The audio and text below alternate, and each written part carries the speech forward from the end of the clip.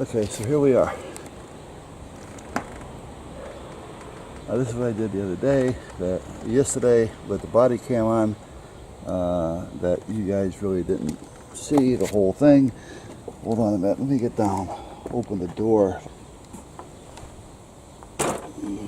Oh, turn it ladder around, even though it's a double stepper. Okay, so meanwhile, here's the light bar. Fits in the gutter just like I wanted it to.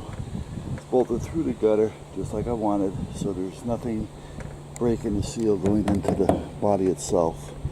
And that's it. She's adjustable. She is straight. I have no problems. I just have to tighten this a little bit down right here because I don't like that little right there, so I'll get rid of that. And then I put the connector through. This is a PVC patch that they use for tenders, you know, the rubber rafts with the outboards on them. So they're made to be watertight and sun, water, everything. So because of that, I said I'm going to use that. So that's all done. That's connected. It's got ballast all on it, so I don't have to worry about it. And that's so much for that. Oh, I got a bug up here. Okay. Anyway, so then when I was done with that, that's all done. See, before, like I said, I had the body cam on, so it's sitting here. So I'm up here working, but the camera's hanging down here. And I said, ah, shit. Now, what I had to do, which is a little bit of a pain in the ass, was take that off from up here. Now, the only pain in the ass about it was they used 3-inch screws for crying out loud. Now, the wire, you can't really see it in there, I don't think, but that's all hooked up, soldered. I did all that naturally before I put it in. It was a little bit of a pain in the ass trying to get the little nuts on up there. Snaking it down here was a piece of cake because this is all hollow.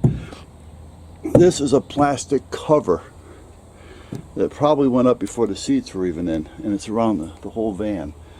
And that covers the metal part of the van, you know, because behind that there's a metal wall, but in between there's a little room. So this was just easy enough to snake right down to the bottom, and behind the carpet here I'll drill a hole, maybe a 1 or 2 inch hole, doesn't make a difference, and I'll be able to get all the wires out from there. And then underneath all this I won't have a problem snaking the wire and bringing it down to the front. Now,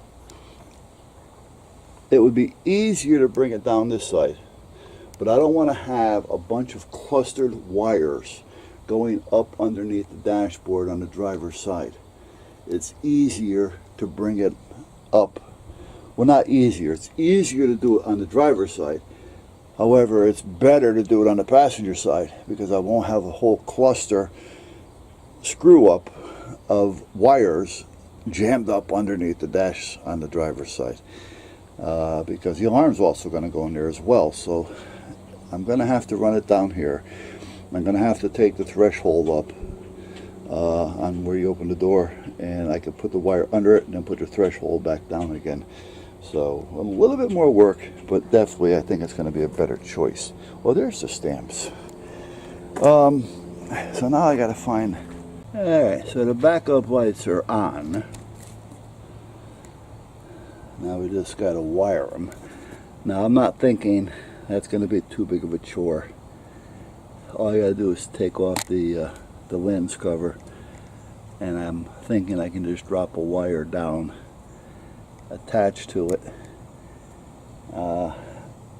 And if it's that easy, I'll do the same thing on that side. If not, I'll just run a wire across underneath to attach them both. They gave me enough wire with the relay as well, so that's where we're at. So the light bar is done. I just got to run the wire.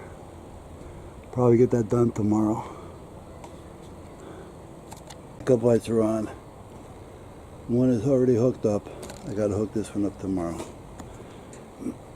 So tomorrow this lighting should be hooked up. And that's where we'll be at so far.